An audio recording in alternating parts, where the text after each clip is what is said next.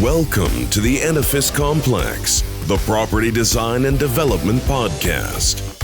Let your hosts Adam Muggleton and Robert Bean keep you up with who is innovating and doing great work, perspective on the adjacent possible, and challenges to the status quo.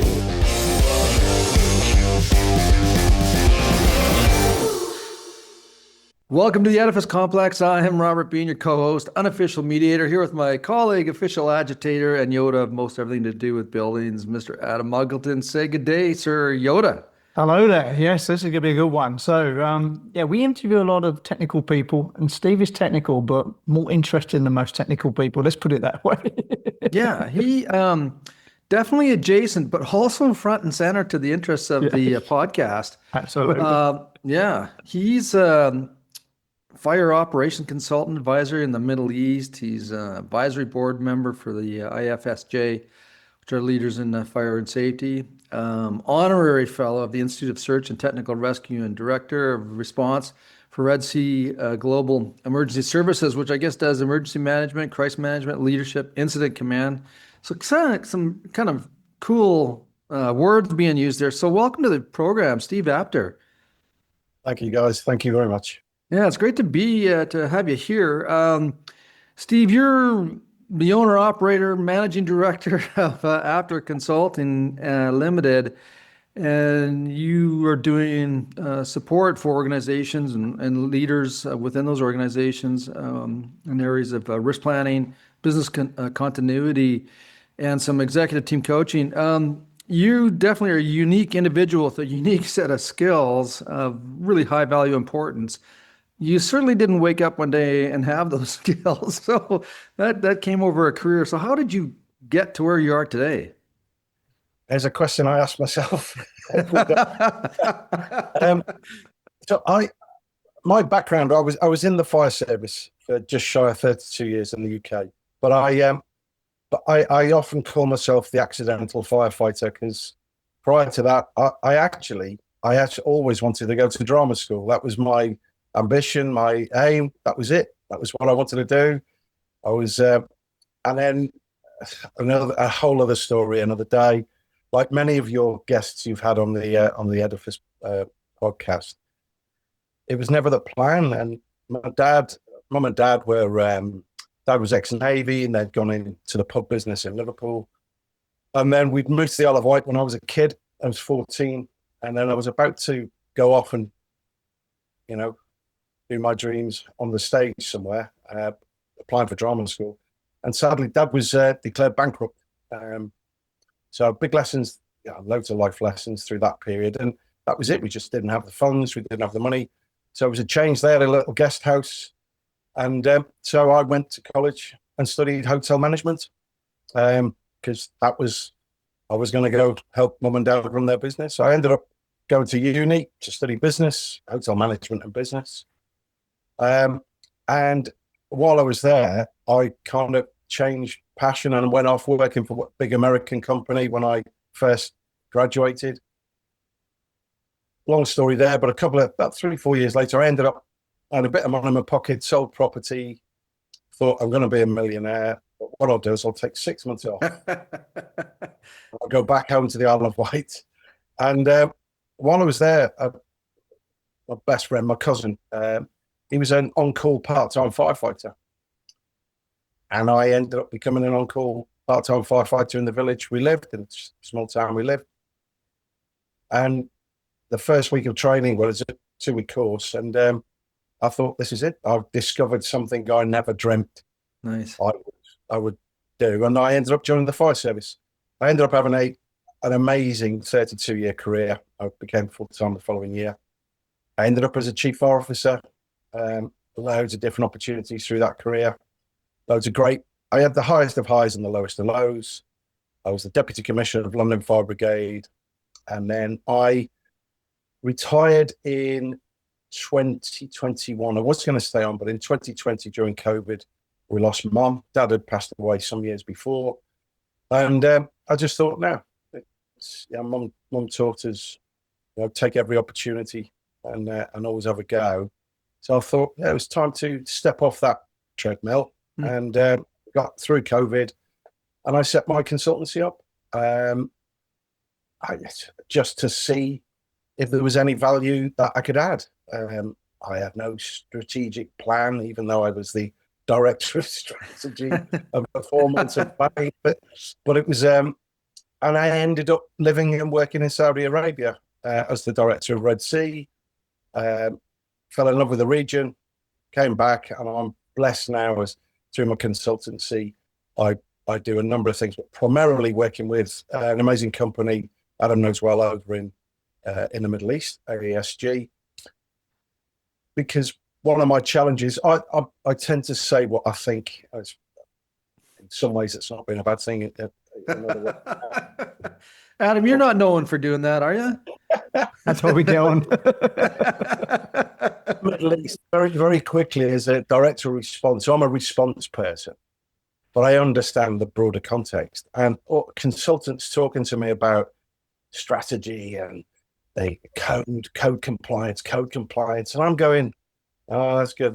Is anybody thinking about the response side of things here? Oh yeah, we'll do that afterwards. And I was speaking conferences, and I was becoming known as we'd have talks about code and compliance.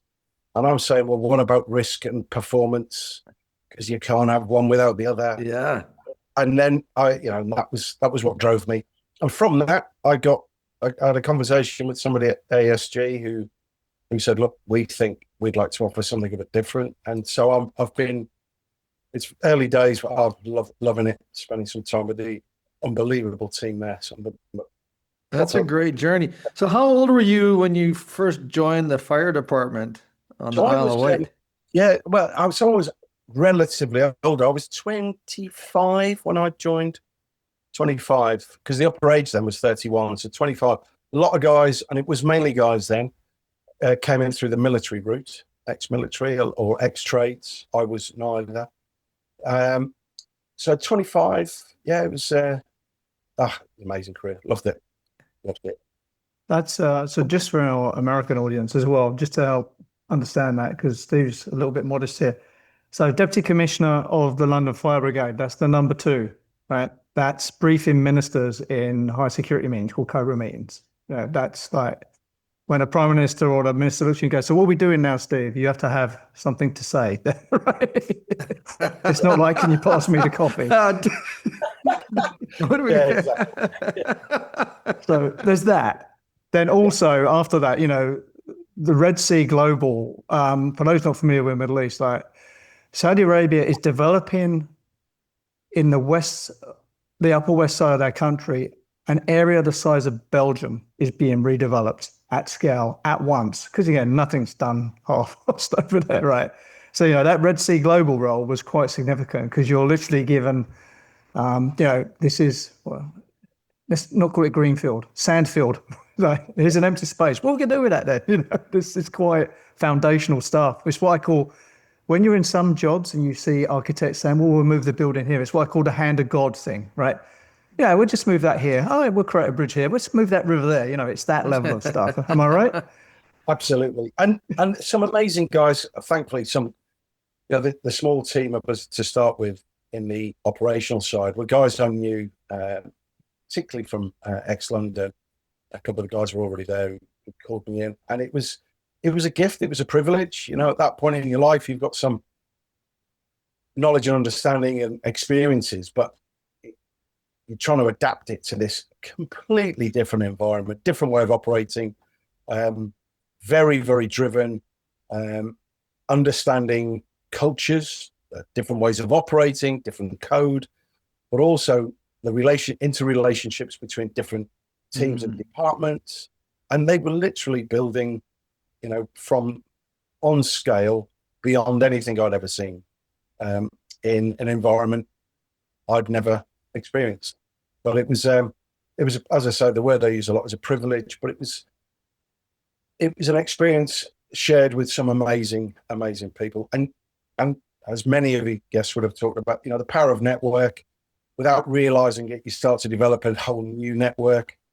And from that, you realize there's a there's a lot of people whose paths have crossed in the past. So it was great meeting up with those. But I look at the progress that Red Sea Global are making now and changing the landscape, the tourism landscape in Saudi Arabia. We're very proud. We always said we were just there. We were putting the foundations in. Yeah. Because the principle of developing. I asked the question, what does success look like? When I was offered the role, and they said your successor will be a Saudi. And so I loved that part of it because it was about developing talent, nurturing local talent. Yeah, and then getting them in and settled in, right? Absolutely. Yeah, absolutely. Some incredibly talented people there. So, yeah, very proud to be part of that.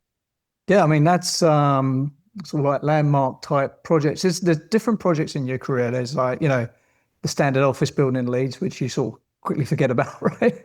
And then there's like the monumental infrastructure type projects, and that's what this surely is, right? It is just I call this, when we're recruiting people for SG, I said, look, I always feel I have to answer the question, why should you come and work at SG? And my answer is this: you're going to work on some of the most astounding, once in a 2 or 3 generation project that you're never going to see again, or your kids might never see again. And you're going to work with some of the cleverest people I know. So, if you're in for that, come on. And if not, I think, we're done here. It's pretty much how I handled the interview. Exactly. Yeah, that was pretty much how the conversation went, really. Yeah. I'm infusing this into the directors at the moment. I think for our audience, you should maybe, without getting too much into the weeds, describe your contributions to those big, massive projects. I mean, when I hear you talking about, from what I know about you, you're very much have to look at the back end of the project, like what's it's done, and then what happens in a crisis. How do we manage everything that goes on? So you're actually trying to think about what are the worst things that could freaking happen at some point along, either during the project or even after the project, and it's been populated. How do we deal with crisis? Is that? Yeah, that's exactly it. And I think, Rob, I always describe it. My role, or the fire and rescue, we're a risk management organization, and that can translate into industry, into private, into any sector.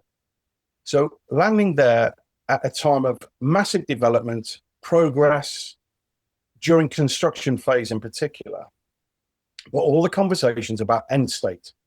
So I understand that. I'm looking at master plans, and we're designing in, where do the fire stations go? What crewing do you need? What's the assets? What fire life safety strategies? However, there's a real here and now risk as well that we need to be considering. So in those early days, you would literally go from a meeting online talking with, some of the world's top architects about design X, project Y, what the future might look like, the art of the possible.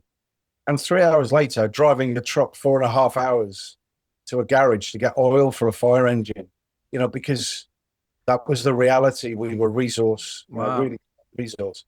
So it taught you, resilience is everything.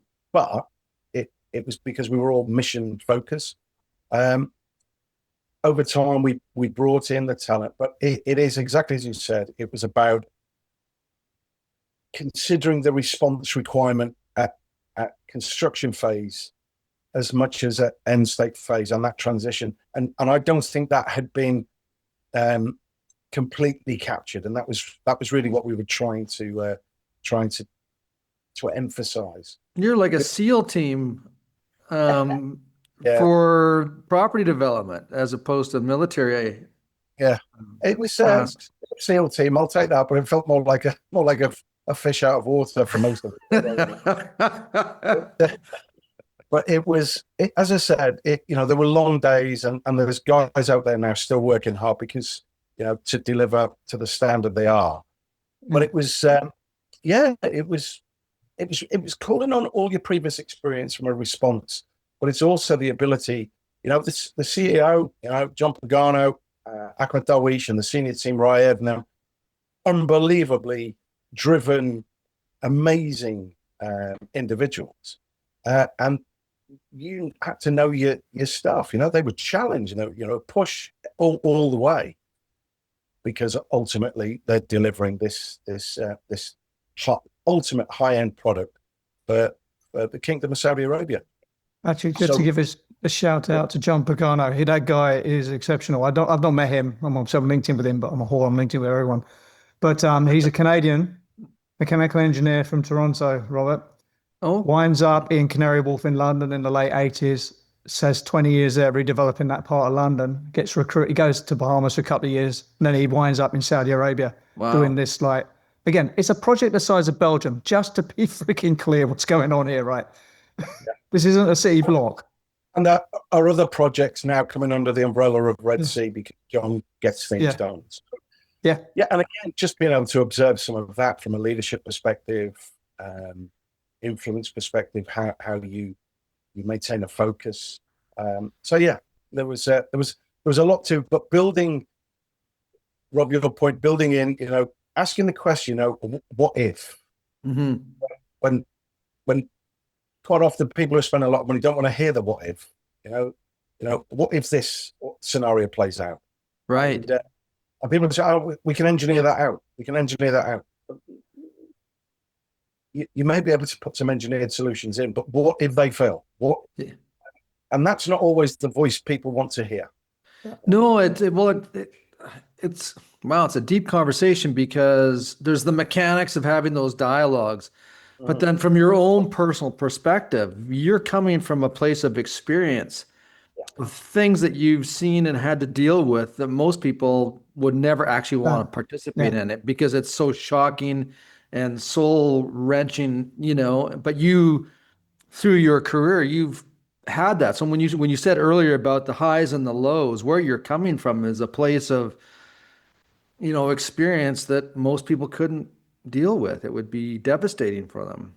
So how have you over those years managed those, the psychological process, the emotions that you've had to go through during the lows, and then you bring that to a table for discussion? That means you had to go back into the past and relive that experience. I mean, I guess to some degree, I don't want to underestimate. Maybe just provide some comment on that so I don't say something insensitive.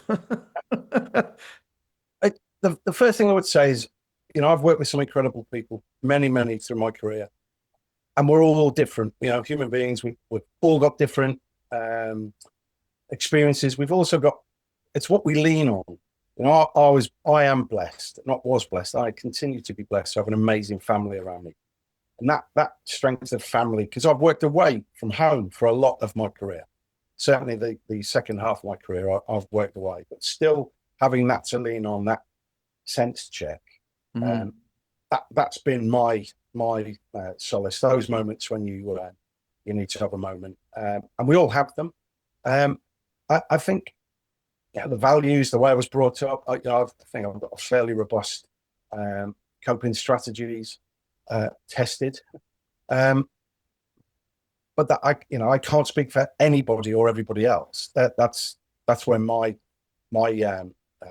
strategies. I tend not to. I tend to be able to package things and park things. And I've just heard. I'm just about my eldest daughter's having a baby later this summer, so I'm going to be a granddad for the first time.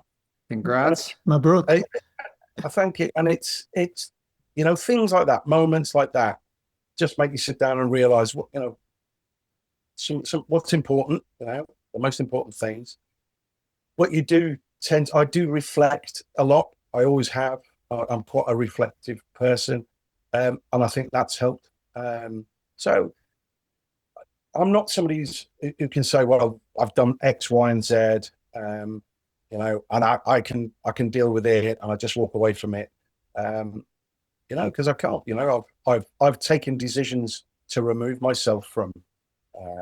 Always have an exit strategy. That's always been my, because then we're in firefighting thing, right? Yeah, totally right. Always have an exit strategy. So, and that's part of the coping. Some people would say, let's walking away from it. Fine. That's we've all got different coping strategies. But somebody said to me, when I retired, we were still just at the tail end of COVID, so we couldn't have a party per se. Somebody said the best thing I can say, Steve, is congratulations. You walk away smiling, and I did, I reflected back, a lot of colleagues didn't have that luxury, they're carrying a lot of baggage and I've struggled. I at the moment, my wife might have a different view, but I am also somebody who can't, I do find it difficult to switch off. That is a challenge. I still get up at 5 a.m. It's just who I am. That's just the way my brain works. We've had, a number of our guests that have gone through adversity, not the same way that you have. I mean, yours is a little bit different. That's what I said in the introduction. You have a unique individual, the unique set of skills. But Adam, we've had many people on that have had to, I hate to use the word pivot. I'm getting tired of that word. Transition, no, that's even worse. Sorry. There's so many words left in the English language that are all becoming cliches. Themselves. Reinvention. It's like being reborn, right? It's like, this is really pertinent to today, and people are entering their careers now or in their careers, right? Yeah. When I started work in 1980, yes, I'm that old. You could jump on a career and ride that sucker out to the end. That's not really going to happen now, right? You got to be willing to reinvent yourself. And if something comes up, you're not trashing everything you've done in the past, but you step aside and do something else, which is exactly what you've done there, right? You're in the fire service, then you're a consultant. But it's funny. I've had this conversation with my kids. I say kids, little kids. Recently, Dad, you did 31, 32 years in the same job. Yeah, exactly. You're bored. And I never saw it, because I think I had like 10 different careers within the same. Yeah, you were zigzagging around in that career, right? I went off on secondments. My mum always used to say, the door opened, go through it. Don't ask questions. If nobody's been through it before you, then. And that's what I did. New opportunities, posts came up that I'll have a go. And it was never a strategic plan. I do coaching, or less coaching nowadays. I do a bit more mentoring. People say, your career plan. I never had a plan. I'm not saying that's right. That's the secret. Ready? There's no plan. Exactly. This appeal, and some. I had a great boss who, there was a promotion. I got promoted, and there were 2 different positions, and one was the sexy one, and one wasn't. And I got this one, and I thought, what have I done wrong? Have I upset somebody? And he said, Steve, you could do that with your eyes closed. This one, and it was more around dealing with the more of the challenges, not being the fronting it up. It was being behind it. Best thing he ever did. Best thing I ever did. Did that for a couple of years. Gave me the battle scars that I knew. I didn't realize at the time I needed, but my God, later on did I thank him for that. Because it toughened my skin in more ways than I could ever have anticipated. And it helped me, be able to step into the role. So I've been lucky I've had some great people around me, people who sponsored me, and we all need, I think. Everybody needs a sponsor and a mentor. Everybody needs a sponsor. Yeah. And I was very, very lucky. And then you make decisions. I went off on secondment to government as part of the audit commission, inspecting fire services. And that was because I knew there was this big wide world out there that I wanted to explore. I could do that safely without compromising my career, but again, that was 2 years inspecting other services, building a network. Again, they're really key. I would say, when I reflect back, a key moment in my experience and my career, and it broadened my thinking massively. Yeah. Stop me having that, sort of single dimensional view of the world. So just on fire life safety. So I'm involved with the sort of senior people at the fire life safety team in ASG, and fire life safety and the security team fascinate me. So fire life safety, right? Everyone goes, sprinklers, everyone understands that, right? And engineered solutions, for awkward buildings, right? But what you're saying is that's not enough. The question is, how do I get the fire service in there? How do I get them in and out? How do they interact with that engineered solution, right?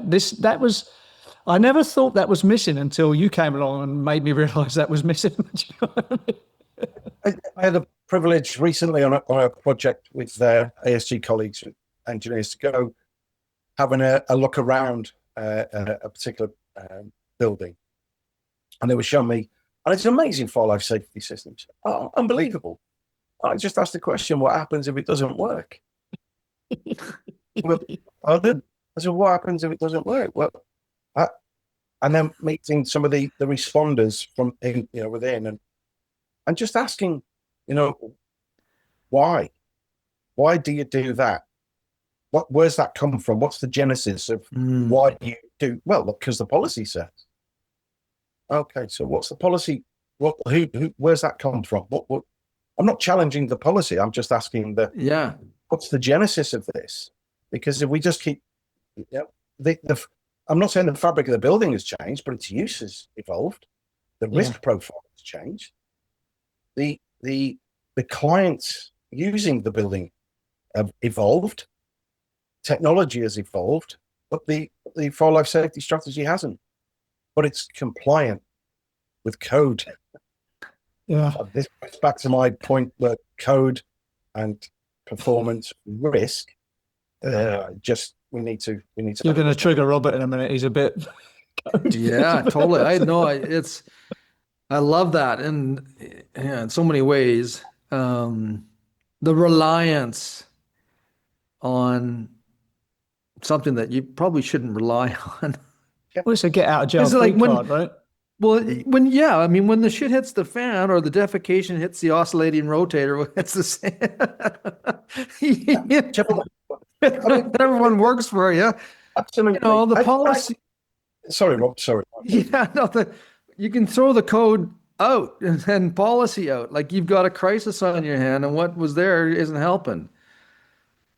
And sometimes the best thing you can do is throw the policy into the flames and start again. There was, we'll use, I'm going to make reference to Grenfell, but as a commander, in charge of incidents, and I teach strategic command, Middle East, and all the rest of it. Assumption is okay. We make assumptions. We have to, because with limited information, we need to make assumption, and our assumption can be based on your experiences, your knowledge, your skills, all of that. But at some point, we have to make some assumption. Otherwise, we get, paralysis by analysis. I need all the information before I can make a decision. Well, that's great if we're building a building and it's going to take us 5 years. We can wait. If we're dealing with an incident, major incident, then we haven't got that. We've got to make some decisions. And assumptions are reasonable to make as long as you constantly test your assumptions. That's it. That's fine. More information comes in, you test your assumption. Fine. And the assumption we've had with a number of buildings are that buildings have been designed to a standard. They've been built to a standard. They've been managed and maintained and refurbished to a standard. And that includes, in the UK the principles of compartmentation and room of origin and so on and so forth. And that's not an unreasonable assumption to make. And a number of strategies are built on those assumptions, stay put being one of them. The problem comes when the buildings start to catastrophically fail. And we're seeing that happen with too much frequency, not just in the UK, we're seeing that globally. In fact, my last day as a senior officer, I was blessed. There was a new recruits training course on at the headquarters. 32 new firefighters, training firefighters. Strange, we're all wearing masks of COVID, but anyway. And they asked, we had a bit of a fireside chat, these pearls of wisdom. And I'm thinking, I just wish I was sat where you were, because I wanted to do it all over again, But I said to them, just all I say is stay safe, because we have now got a generation of buildings that have got the risk of catastrophic failure in fire, because some of our assumptions are now flawed. Mm-hmm. How do we test our assumptions? Now, that's a response officers take on the world, not a fire engineer's take on the world. But I think the more we all get in the same room together and take a broader view on this, the better the outcome will be for residents and people who are using some of these complex buildings. Wow.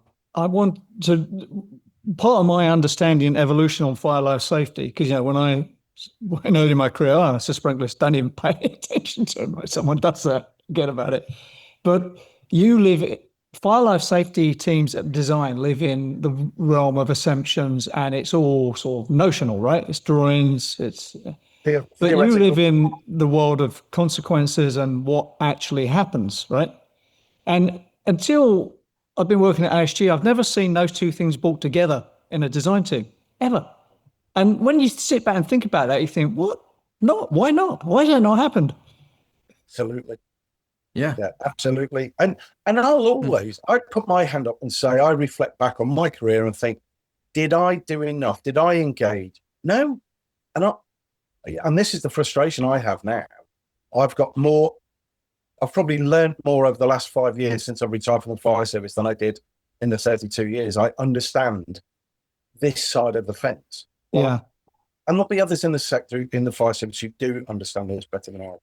My learning curve's been fairly steep. But I'm also quite a simplistic guy. I look at things quite simply because that's probably the best way for me.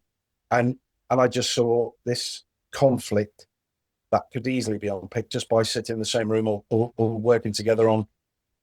And again, I was sat in the ASG offices in Dubai only a few weeks ago, and it just summed it up. There was 3 or 4 of the FLS team.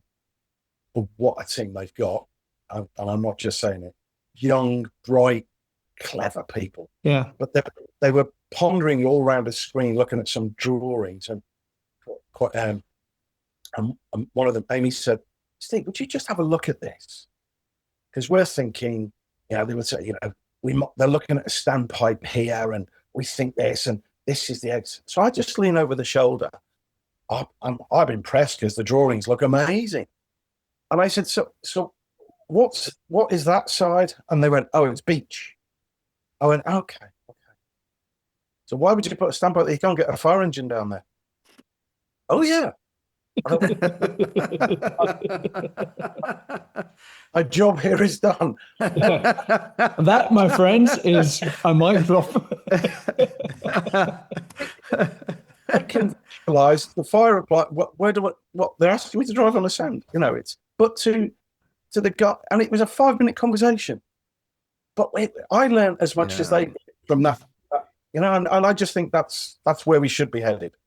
Yeah, absolutely. That's where you get standard drawings, 2D. No one thinks in 3D. And it's easily done by the cleverest people. Yeah. And we see it so often with developers, don't we, where hydrants are in the wrong place or something, and you think, well, that's what it said on the drawing. Where was the common sense factor applied here? Steve, there's a few people in the world that ought to stand in front of engineers and architects, those that have, an obligation to protect the health and safety. That's one of our number one ethical requirements. And when I think back in my career, taking responsibility for systems that could have problems, the difference between someone like ourselves who are practicing applying the codes, applying the standards, assuring ourselves that what we're doing is good and that if we screw up, we have insurance to cover us. But where you come from is that you know about the casualties. Your perspective is completely different. And having you sit down, like I think you would be a masterful person at a engineering ethics practice program, because you could stand up and say, it's great that you have all of this education, you apply all of this knowledge, and you take responsibility for your work, and you have insurance in case you screw up. On the other hand, I have to think about the bodies of the people, the families that are lost because of things that do happen in buildings, and that's a completely different perspective. You're absolutely right, Rob. And as you're talking, we're not talking about a major incident. We're not talking about a large incident. I'm just reflecting on one of my very first incidents I went to when I was in charge of the fire engine. So I was used to be called a leading firefighter to crew manager now, but you go from the back seat of the fire engine and suddenly you're sat in that front passenger seat. It's a very lonely place all of a sudden, and this the point I'm making here is around sharing information, sharing data, sharing experiences. And we stepped off, and the message we had was we were reported to in the middle of the night, early hours of the morning, to a fire in a bungalow being reported, and the message came that it was a confirmed persons reported. Now in the UK, persons reported means there's somebody inside. Yeah, it's confirmed. Now that changes the dynamic, that changes your risk appetite, that changes the mood music on the appliance, and tactics as well. The sad outcome was an elderly lady died in that fire. We found her and all the rest of it. She was brought out, and there was a police officer. I'm just getting some details, and we'd been there for a little while. It was really sad, and he said, "Oh, we could have told you this was going to happen." I said, "Well, why didn't you?" He said, "Oh, because she was a hoarder. There were mental health issues. They'd had a number of issues from the police, neighbours and things." I mean, I'm going back a long time now. And I just struck me out. I said, we could have told you this was going to happen. So what kind of... Yeah. But what it was, we never spoke to each other those days. There was no data sharing. There was no common, local authority way of operating emergency service. There are, and there were very quickly. This to me now, the conversation we're having now is that conversation overlaid now in an engineering space. Yeah. Oh, I told you that was going, well, why didn't you? Well, let's avoid having those conversations. Yeah. This reminds me of the deaths that have occurred in overheating. And as one example, in Vancouver, British Columbia in 2002, over 600 people died due to the heat spike. And the industry, the building managers, the architects, the city planners, they knew that this ticking time bomb existed with individuals that didn't have the capacity to look after themselves for whatever reason. Could have been psychological issues, could have been physical, could have been both. But they weren't able to escape the heat for all kinds of different reasons. And they knew that it was out there. But and so what did it take? It took a massive amount of people to die before, not for a second am I, saying this is a blame game. This is just our culture of buildings, architectural design, mechanical design, climate. A lot of this had to do with changes in the climate, that the buildings that were designed in the past worked fine, but because things are changing, these buildings can't respond in the same way as they did in the past. So change has created these circumstances that led to this catastrophic event. And now, of course, a lot of cities around the world are planning for these heat spikes that are occurring. But we know about it, and now we're talking about it. But to your point, if you know something's there's a potential and you don't have those dialogues, you know what? The chances are it's going to happen, and there's going to be no response system. Exactly. And sometimes I've been accused of either scaremongering or it's only ever focus on worst case scenario. I'm always going to start with worst case scenario, but we work on some assumptions and we work on worst case scenario. If we did nothing, but it's just good basic risk management, right? You start with, if we did nothing, what would happen? Okay, so we're going to do this. So, but what's the environment? What's happening in the environment? I'll give you a classic example, again, with the colleagues in ASG who are having this conversation.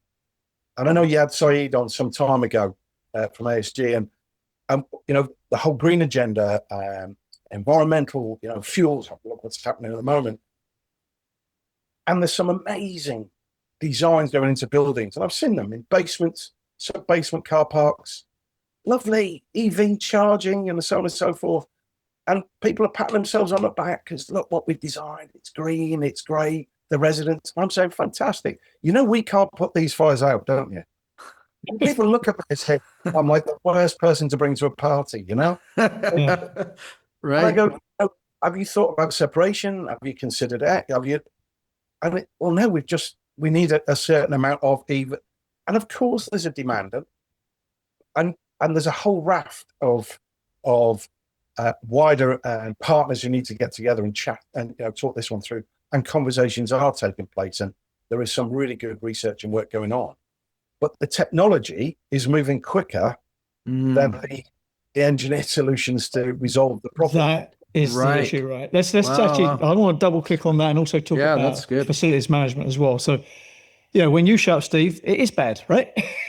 Yeah, exactly. Otherwise, you wouldn't be there. So, And let's always say, our job, generally, we turn out on people's worst day. yeah. Yeah, if you worst show up, ever. it's a bad day for just about everybody you interact with. Which is, that's just your gift, I guess. But look, the EV thing notwithstanding, that's a design issue. I think that is still got a lot of work to be done and shaken out, and codes need to be changed and updated. And it's such a big issue. I don't think people really want to get their head around it, and it's probably going to take another horrible series of deaths, right?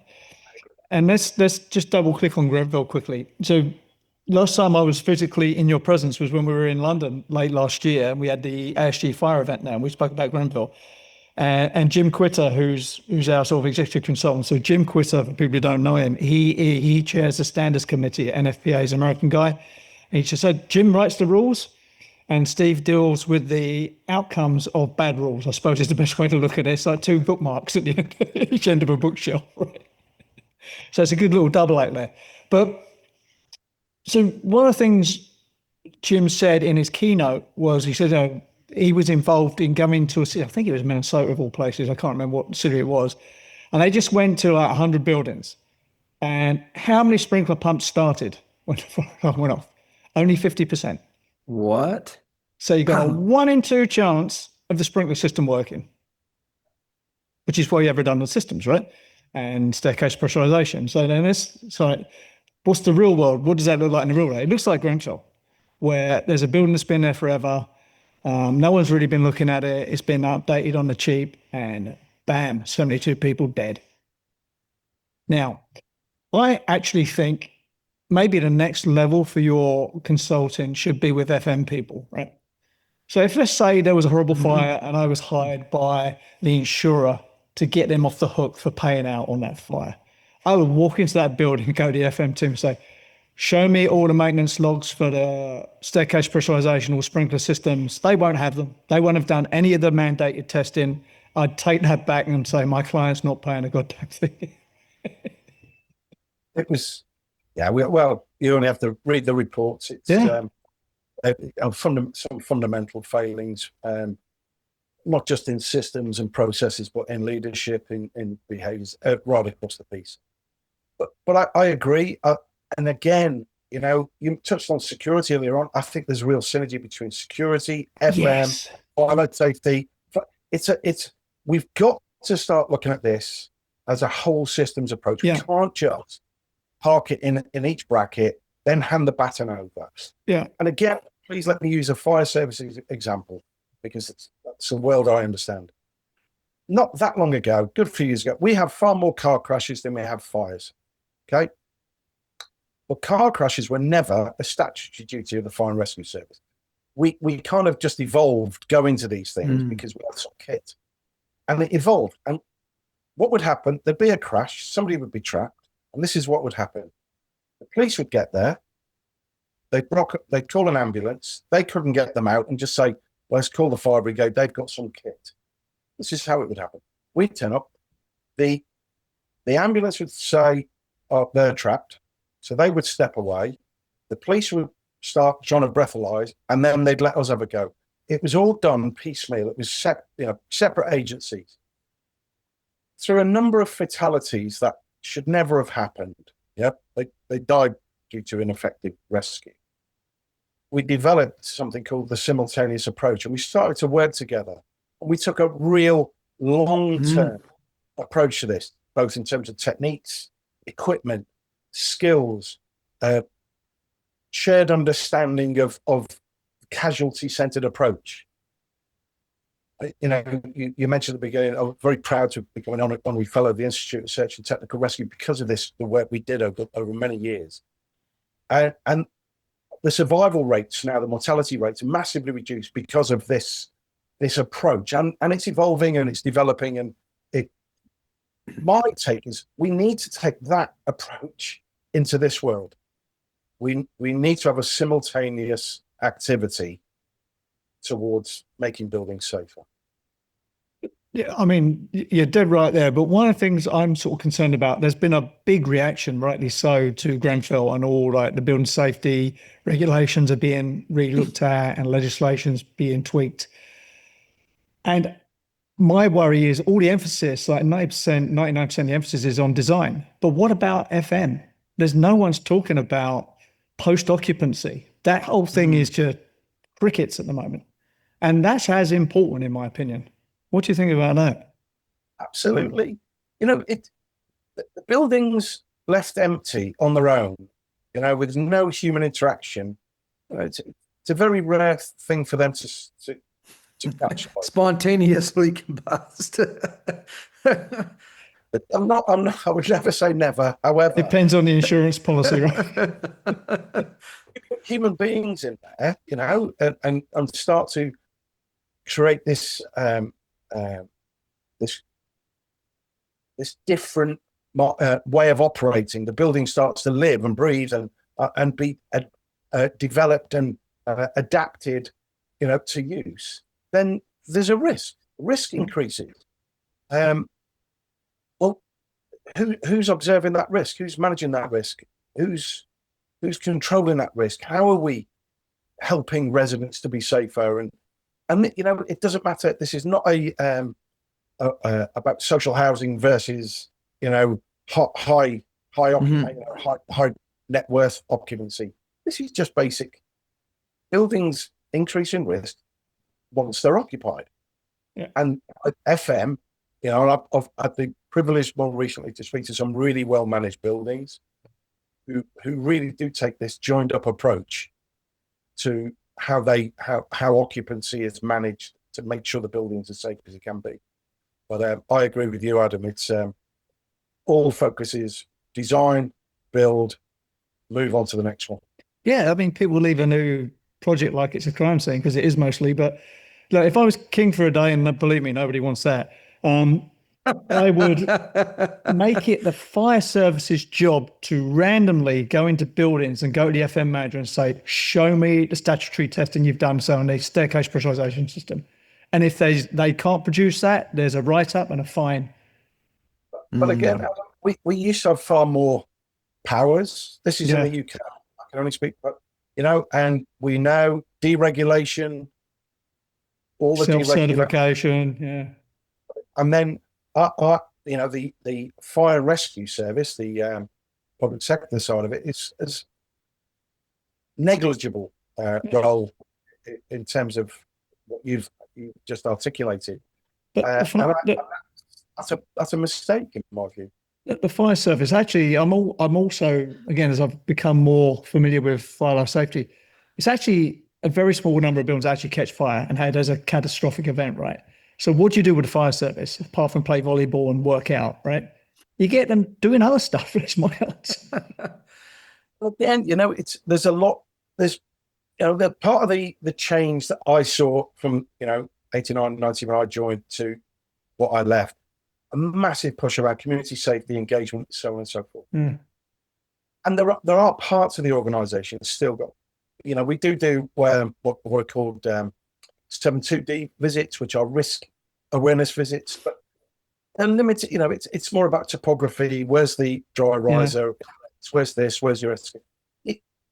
Very rare, unless you're organising exercises, and they're great, but you'll only get one shift or one watch to see that. Yeah. Sharing the risk information is difficult. There are far smarter ways now, mobile data terminals with risk information.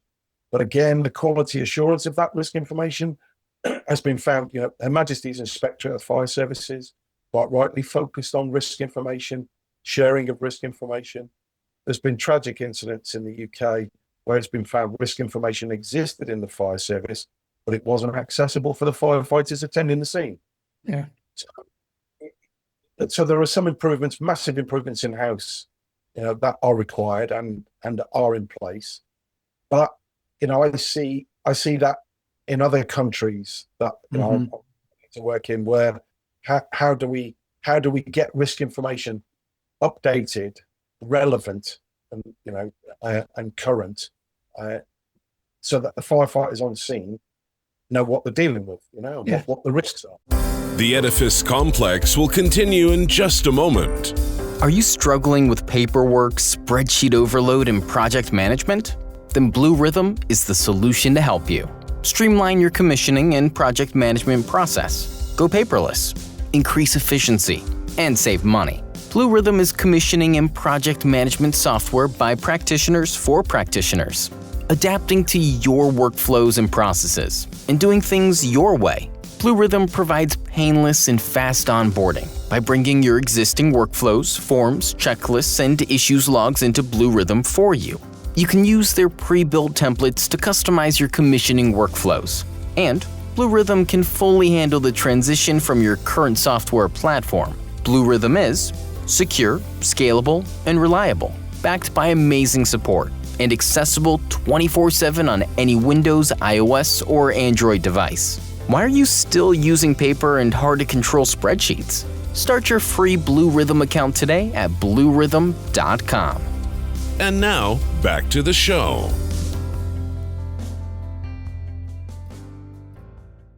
Steve, as a sidebar, maybe not really, where does environmental risks come into assessment? I mean, and why I say that is a good friend of mine, Murray Pounds, is a fire chief, but he's also a home builder. And in his homes, they all have fire sprinkler systems, but that's not common. And his experience is that in buildings that burn down, that the chemical compositions of buildings that ends up in the environment creates a huge after-the-math problem. Yes. And so when you're talking about these high-rise buildings where you do have a catastrophic event, is there an environmental risk assessment that's done if these buildings or any incident we attend, environmental impact is taken into account now, far more so than it ever used to be.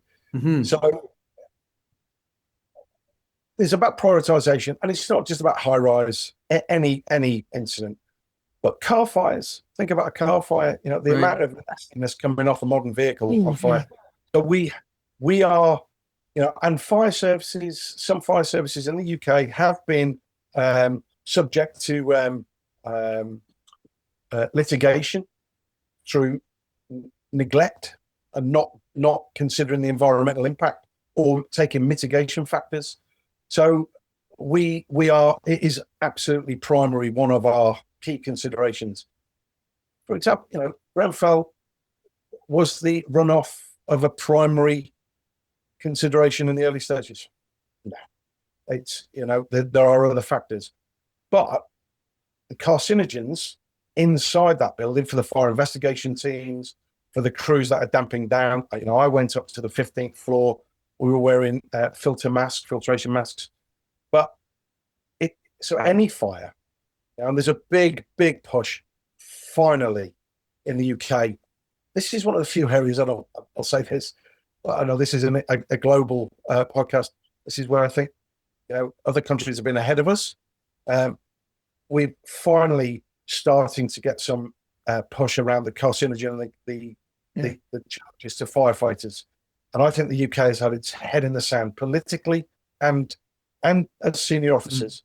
And that's finally pushing. In America, there's a default. If you've got cancer as a firefighter, it's an occupational risk. Yeah. Here, that's not the case. But there is a big push up. I think it's a broader piece around environment. Rob, and I'm sorry I've kind of taken that one. No, it's all tied together. Yeah. It is absolutely part and parcel of our considerations. And we've got environmental packs on fire appliances, and we have to consider the environment as part of our dynamic and analytical risk assessment in dealing with it. I think people that are listening to the podcast need to understand that when you look at a building from a chemical composition perspective, I mean, if you know anything about oil and gas industry and fracking towers and how you separate out hydrocarbons, every one of those it's a souffle of chemicals. every benzene, toluene, formaldehyde. You just go through the entire list of chemicals, and when those things are part of a fire, that the toxicity of that environment, not only during the fire but afterwards, that's in the air, it's in the ground, it's in the sewer system, it's Runs into the absolutely water table. everywhere. There's a recent example, the fires in California, right? So massive fire in California. The US Army Corps of Engineers had to go in and remediate all the ground before people could even go back and see what sort of state their property was in, right? Absolutely. And all right, they probably did a great job on that, but also, some of that leached into the water table, went into the sea, right? Absolutely. And it's at scale. Yeah, it's, the bigger the incident, the bigger the risk, the bigger the issue, because you're always going to get water runoff. Yeah. And you're absolutely right. A good few years ago now, 96, we had, 94, 96, might have been 94, we had 2 firefighters killed in a place called Blaenau in Wales, a tiny little village in Wales. I went to the funeral because one of the firefighters I worked with on the island was from that village. Mm-hmm. So we went and we formed part of the sort of the parade that everybody represents. But these were 2 on-call part-time firefighters. I had been. And when we saw the house, we went to the property where this fire had happened. 2 firefighters killed. Yeah. It was a 2 up, 2 down. It was very similar to the house I lived in at the time, our first house. 2 up, 2 down, brand new. But the fire had developed at such a rate that it had killed the 2 firefighters. And it triggered something in me, because that could happen where it wasn't some complex, unique building. It was a bog standard 2 up, 2 down. And that was when we started to really explore fire behavior and start to understand the phenomena of fire behavior. Because up until that point, basically I was taught, you get to a fire, you kick the door in, you put the wet stuff on the hot stuff, and that is it. And then suddenly this science understanding, if we kick the door in, you do realize that's going to entrain oxygen, and therefore we got to better train and understand fire behavior. I do think the pendulum swung slightly the other way. We became too focused on fire gases, but the science knowledge of fire behavior by firefighters globally now is far better than it was. Part of that is understanding the cocktail of gases given off from carpets now building, the houses my mum and dad had never had carpets. Suddenly you're putting foam back carpets. Those things are pyrolysing and giving off flammable gases. Sofas, all of the soft furnishings. Everything that's got fire retardant on it. Oh, yeah, great. Hang on. So just for our listeners, like a 2 up, 2 down, that's a row house for Americans. That's a row house with 2 rooms on the top, 2 rooms on the bottom. So these 2 guys went in and got overwhelmed so quickly they died. Yeah. So what happened? There was reports of 2 children trapped in this end terrace. So naturally, middle of the night, upstairs. So they go in, take the hose, they come out, they'd rescued the kiddie, and they're told there's a second kid inside. There isn't, but they're told. They got back in, and what's happened, the fire was actually in the kitchen downstairs, okay? And the heat has pyrolysed the carpet on the rooms upstairs. So that rooms are filling with highly flammable gas. Them opening the door, going upstairs, coming back out, is entraining oxygen in there. So what happened? And the scientists, there's people on this who will listen to this and say it wasn't, but the building flashed over, and they were caught in that flashover, and sadly, anyway, it was a ventilated fire, and it ignited the gases. And they were sadly burnt. And and they were going in for a kid that wasn't there. Yeah, the second one wasn't there. But so whoever gave him that advice must be living with an incredible amount of guilt. But there's a principle. It's slightly changed now, but we always used to, and we always work on a principle. We'll risk our lives a lot for a savable life. Mm-hmm. We'll risk our lives a little for a life that's already lost. And firefighters the world over, if somebody says, I think there's still somebody in there, That'll We'll go go in. We'll go Yeah, in. yeah. Yeah, that's amazing. Well, I guess That that's the level. job, right? But it's sort of like implied, not too explicit, I guess, when you sign up. somebody Yeah. with, genuinely felt there was somebody inside. Yeah. So, It reminds me of that the nightclub fire at Christmas time was it in Switzerland? Yeah. yeah. Oh, Um, again, it just bloody annoys me because what you see is history repeating itself time and time Right. again. yeah. And at what point? In fact, it's not funny. Shortly after that, I was in over in the Middle East. I was in Dubai, and the images were coming out, and we were starting to understand more and more of what had happened. And the fire alarm went off in the hotel I was in Dubai. So we were all evacuated. Out we go. And when we went back in, get in the elevator, and the duty manager was in the elevator at the same time. And it's like in Dubai, they've got adverts for the nightclub and all the rest of it. And all the adverts have got these sparklers. Yeah. The duty manager turned to me and he went, maybe we shouldn't have those pictures up anymore. Yeah. Forget the pictures. Maybe just don't have sprinklers, have sparklers. Sparklers inside Yeah. buildings. That's insane. You may as well have torches. And it's down in a basement. And, you just need somebody, goes back to the point we made right at the beginning, somebody who's looking at this through a slightly different lens. That's all. Just Yeah. a bit slightly different. I got to tell you that whole episode experience tragedy drives my thought process now. And as an example, we were in Australia in Brisbane. We just got back actually a few weeks ago, and we were in a restaurant that had live music towards the end of the evening. So we knew that there was going to be live music, but when we got there, it was maybe 20 people in the club, and we went there for dinner, and then we knew later that there would be live music. Well, by the time the dinner serving was over, the room had been flooded with people, and the band was playing, and I looked at friends that we were with, and I said, we came in one exit, I'm not seeing another exit, and we're down in this crowded basement. I actually went and looked for a second exit, found one, tested it to make sure it was open, came back, and sometimes you get accused of being paranoia, but I tell that you was what, very Jason Bourne of you. Actually, I love was that. just like, we just experienced this around the world, this tragedy that occurred because there was no other way, and here we are in a downtown or in a basement club, jam packed. Everybody's coming in one door. Where's the other exits? So do you do that, Steve? You go to a place, do you Jason Bourne it and know your way in and out? My kids laugh because it's just Dad's thing. I always sit in an aisle seat, whether I'm even on an aeroplane.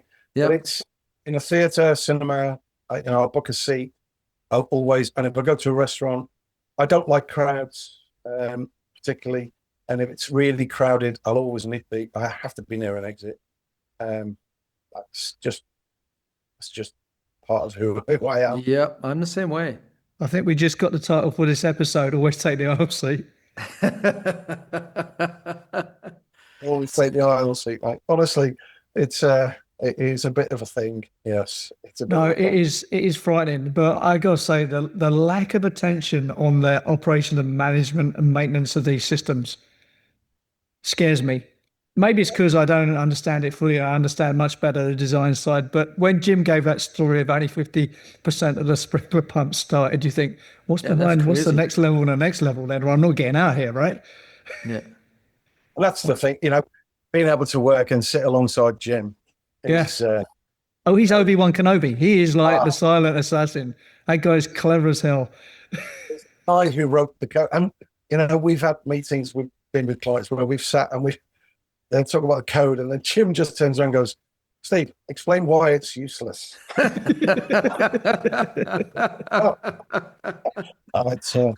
been good. Actually, you two should go on a comedy talking stage, be like a comedy duo, right? What works and doesn't work, go.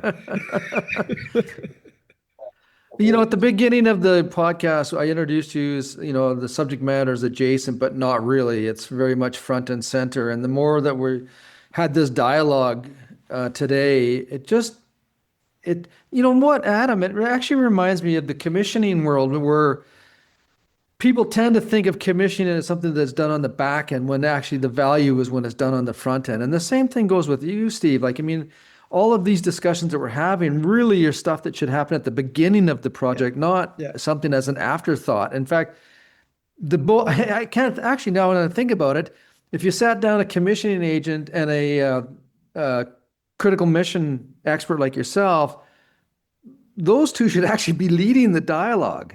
We should be going around the room slapping people. Stop that. Absolutely.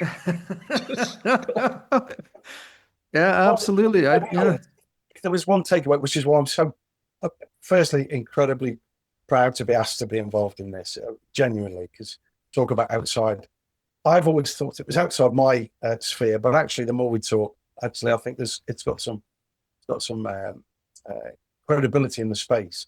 And if anything, you know, kind of people listening to your podcast, consider emergency response, consider response up front. That's what I'd ask. I do some business continuity with some really good organizations, and the best organizations are wargaming this very, very early on, you know, really early on. And that's where they're thinking, because I keep saying this is just good risk management business. That's what this is. You know, it's not me flying the flag for, you know, fire and rescue. It's just good business. Yeah, absolutely. That's what I see. So listen, we're coming up on the hour, so we normally finish with a couple of quick fire questions. My one is this: if you were gonna pitch someone on changing fire life safety engineering, what would you say? I'm gonna spend a day with the fire service. Yeah. Yeah. Let's see the consequences. Yeah. And we'll have a chat. Yeah, that's a good idea. So let's do a ride along. I like that. That's a good answer. My question actually goes back to something I said earlier about ethical practice with architects and engineers. If you had to address a graduating class of engineers at any one of the Ivy League, doesn't even have to be an Ivy League, but just a graduating class of engineers about ethics, what would your message be to them? Oh, what a question. What a question. Just remember, whatever you're designing, whatever you're building, always put the people who are going to be in there at the heart of your thinking. Yeah, absolutely. I think I got a tear. Yeah, no, that's true. That sounds so profound. It sounds simple, but it's not. It isn't. It's, yeah. I have to be, Rob, when you ask a question, in my head, I'm thinking, environment, diversity. And I think, actually, no, we're in the people business. Yeah. To be in the business of providing space for people, you know, and if Grenfell taught us anything else, listen to the occupants. Yeah. Steve, you should know I have a trademarked philosophy, which fits right with that. And that philosophy is designed for people, good buildings follow. And I always took that from more of an architectural engineering perspective, but now talking with you, wow, it just broadens that whole meaning in terms of life safety. Life safety so thank you for that. It's embedded technology, right? You only think about it when it doesn't work, and by the time you're having that thought, it's way too late, right? That's it. Yeah. People used to think of the fire service as an insurance policy. You only need them when it goes wrong. But actually, let's get upstream and be part of the solution rather than just part of the consequences when it does go wrong. Yeah. Amen to that. Okay, Steve, thank you for coming on the show, mate. That was awesome. Yeah. Thanks very much. Thanks, guys. The Edifice Complex will continue in just a moment. Are you passionate about the built environment? Do you want to learn from the industry's most inspiring, intelligent, and accomplished professionals? Then the companion to this podcast, Wisdom of the Property Crowd, is just the book for you. From Edifice Complex podcast interviews, this book distills the critical thinking, insight, and ideas of some of the property industry's most accomplished and respected practitioners. Each chapter is a synopsis of an hour-plus interview, capturing the takeaways and insights, including diagrams and images to help explain concepts and ideas. There's also a brief bio about the interviewee and a QR code linked to the podcast episode for those that want to explore further. These are the mentors you wish you had in college. Wisdom of the Property Crowd by Adam Muggleton, available on Amazon worldwide. And now, back to the show. Big shout out to Steve. That was, thanks for sharing your story, right? He touched me in a ways because, but when you're designing things, you're in the back of your mind, you're always thinking about what if happens if there's a problem, right? Yeah. I mean, the structural engineers worry about the buildings falling down. We worry about fire, water damage, air quality, all of these things. But it is two-dimensional, like you pointed out, but when you have a catastrophic failure, he's the guy that's been there. And so he just brought to this exchange that we just had a depth, a dimension that we've never really had before. Most people don't think about it. And also, he's very humble and he's being very modest there. Yeah. So, look, he comes from very, very humble, poor beginnings, right? He winds up the number 2 person in the fire service in the biggest fire district in the UK, which is Metropolitan London, right? He sits in on government minister meetings. So when there's ever a crisis, the UK cabinet have what's called a COBRA meeting, which is where key people from different parts sit around and tell them, go like, what are we going to do here? Who's getting killed? What are we going to do? What's going to happen? Yeah. He was in there representing the whole fire service. Yeah, right? Wow. So that's top secret clearance, all that stuff, right? So he's at that level. Yeah. Retires, works on one of the biggest development projects in the world. That's a great action there, right? Somehow he makes a series of bad decisions and winds up working with me. But I'm fascinated by fire life safety because we have Jim Quitter, who we'll probably get on at some point. Right? He's the chairman of the NFPA Standards Committee, like the guy who runs a team who writes the rules for most of the buildings in the world, right? Wow. And so that's at the design side. And Jim's a lifelong, he's had a whole 40-year, fire life safety career. And at the other end, you got Steve, who deals with the consequences of bad design. Right. And they are quite the double act now in ASG. We send them to these big jobs and they have this comedy show. Jim will make this profound statement. They go, right, Steve, tell him why that's a load of old rubbish.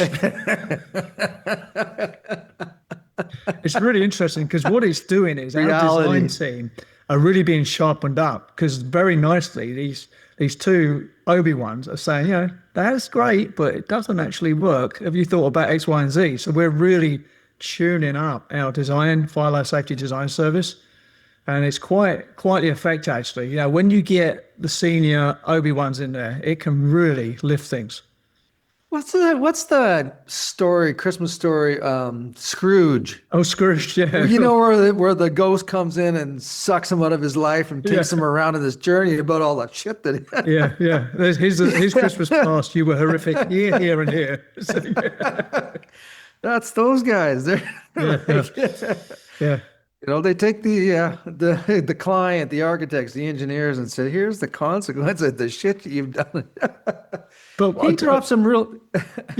Just quickly on so I did this. We actually put on a sort of industry fire life safety event, and Jim gave a keynote. This was Q4 last year in London.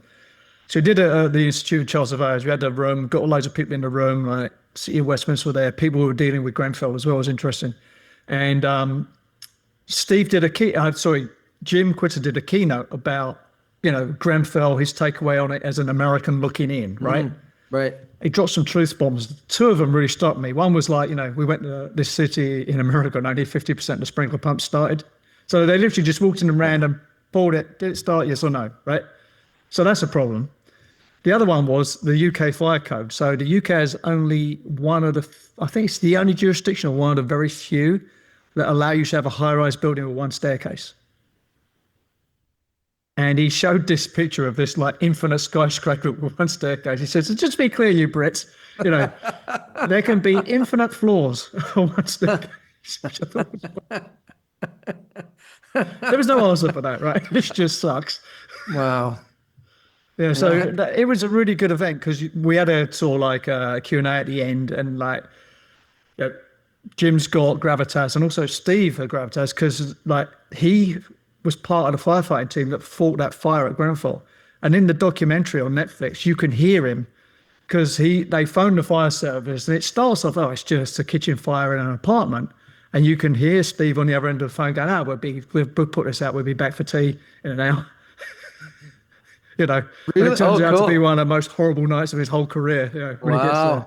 Wow. No, but it was interesting watching them, and we had our head of security there talking about what could we do to like get people out. But it really was I wish I could have filmed it. I didn't realize it was going to be that good, but it was really interesting watching these three cool. head of security, like Steve and Jim, talking about, you know, what could we do, right? You know, how do we get people out? Because the other thing they have in the UK, which is called shelter in place. So a lot of the bad advice that was given was, and this is just policy everywhere, right? It's like, stay in there. We're going to put this out and come and get you. But if the fire gets away from you, right, which is what happened, the fire just got away from people. And people were waiting to be rescued and died in place, which was just awful. But the question is, how do you communicate? Happens. Well, that's it. And, you know, that whole stay in place is like, that is hard to fight. Like internally, like when you like, and it happens. Like we were in Manila, and I was giving a lecture, and an earthquake. I was actually on stage when the earthquake hit, and I didn't actually quite know what was going on at first until my host looked at me and did this, and then pointed to the ceiling. There was a chandelier that was over my head, swinging back and forth, and we were told, stay put. Ooh. And your whole being is no, run. So to muster up the ability in any kind of disaster to stay put is like, I don't know, that would be hard to do. That's hard, but it's even worse in the UK, right? So when they have these staircases, and on every floor there's a nook, and if you're in a wheelchair and the alarm goes off, one of your colleagues is supposed to take you to that staircase, put you in that nook and go, start shelter in place, they're going to come and get you. And then everyone else runs down the stairs. Yeah, that's just... If I was in that wheelchair, I would point myself down that stairs and just fly. Do you know what I mean? So, yeah. But, you know, the human instinct to not do that must be enormous. Well, it was like going back to that fire in Switzerland at Christmas time, and you know, they were trying to break the glass so that people could get out, but that's a double-edged sword, right? Because like Steve said, like you open up the door, you allow all that oxygen to come into and then you feed the fire, and next thing you know, it's brutal. What? You know, so the planning up front is just huge, and I was very serious about design teams, the commissioning agent, and the fire safety agents being at the table running the meetings for the design team to make sure that they're there saying, lots of things that we could talk about on this. He dropped some really good bombs, good knowledge bombs, which apply to so many things. Like having an exit strategy before you go in is huge. That has business, as you know, we talked about when you start a business, it's easy to start businesses. It's a bastard to get out of them. Unless you've got something that everybody absolutely wants. You know, going into getting out is a little bit more difficult. About when a door opens, walk through. Like, yes. Yeah, don't fight it. It's fate. It's a fatalism, right? That you should accept. It is. Yeah. So, he about testing your assumptions, which is really good advice. That was really profound, actually. Right? Yeah. How often do we test those assumptions? Particularly in a rush and you're on a design job. You just, that's it. Rule of thumb. Yeah, okay. Boom. Draw it up. Thank you. Goodbye. Right? Yeah. Yeah, never test the assumptions. Oh, you know what? I love it when you get young people and there's a constant somewhere and I go, where did that constant go? I love that person. Yeah. You're going to go far, son. Keep asking those questions. Absolutely. He also said, and about, you guys were talking about when technology, like in terms of EVs, and fires, where the technology is advancing faster than the codes have responded to the consequences, the catastrophes that can happen. That never actually. I mean, I knew about fires with EV vehicles and batteries and all that kinds of stuff, but it never dawned on me if you're in an underground parkade and you've got all these electric vehicles, and if you get a fire, Well, it's actually one of the things Jim did one of the things he showed in his keynote in an event was he showed a video of a e-scooter shop in New York. So they had the security video on, right? And just in the middle of the night, the battery spontaneously caught fire, and then there was a load of them, and the whole thing went up. And the intensity of that just gutted the shop in 10 minutes flat. And fire codes don't acknowledge that risk at all right now. No. I was really glad that he had all of this in terms of environmental concerns. That's always been one of mine that when you think about something that burns and the chemical souffle that gets now into the environment. And so it's not only risk. There's the risk to the environment itself, earth, air, water, this type of things, but also to the firefighters that are in those spaces, like you said, the carcinogens that are in the air. It's just Yeah, no, it's brutal. People don't think about that. Look, there's a reason we don't have mercury switches in cars anymore, right? Yeah, right. Well, speaking of which, going back to exits and one staircase, I mean, even planes have two exits. I mean, can you imagine you got into a plane, there was no other exit than the one you walk through? Oh, it's brutal, man. The Brits are ahead in a lot of stuff, but the fire life safety stuff sucks hard, man. It really does. I wanted to actually say something to Steve, and maybe next time if you talk to him or I talk to him or whatever, we meet somewhere, is that when you go back to his career and through his career that he has influenced change in policy, like when they come to a vehicle accident and there was no coordinated response between the police, the ambulance, and the firefighters, and changing all of that so that now there's actually a methodology in applying that. I mean, maybe they've talked about it amongst themselves, but I want to say it here, and that is that whether they know it or not, and whether society knows it or not, lives have been saved because of the decisions that they made to coordinate the solutions, And I don't think the recognition of that, I mean, they need to be recognized for that, because if they kept doing the things that they did in the past, all those deaths would have occurred.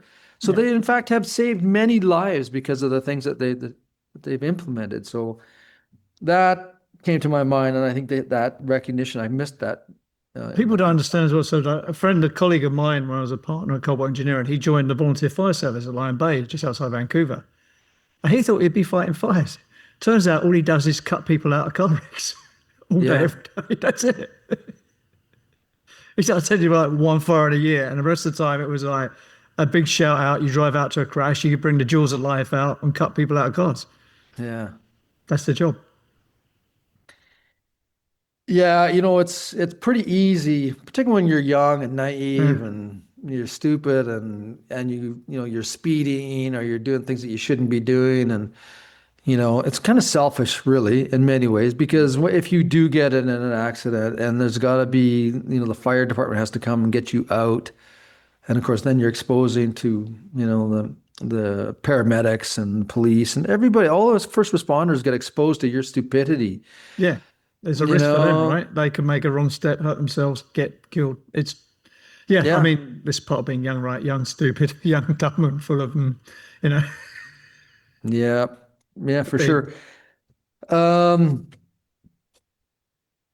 Wargaming, he used the term wargaming, and I love that. I mean, when I learned how to do business planning, for example, and we started to talk, it was very much as a sequential process, as but part of that is developing tactics or strategies and tactics that support the missions that you need to go on, right? And it's very much war gaming. Business planning is war gaming, as is what he's doing in fire life safety stuff. It's very much war gaming, having a plan with an exit strategy, and what are the catastrophic events, and what if the crap does happen, right? How do you deal with all of that? Well, part of that is being preemptive, like trying to imagine the worst shit that can happen, in I the mean, that's business where side. that sitting on the Cobra committees helps, right? Because you're dealing with like the worst possible situation. You have to confront like, what happens if this blows up and that blows up? That's wargaming at the extreme level.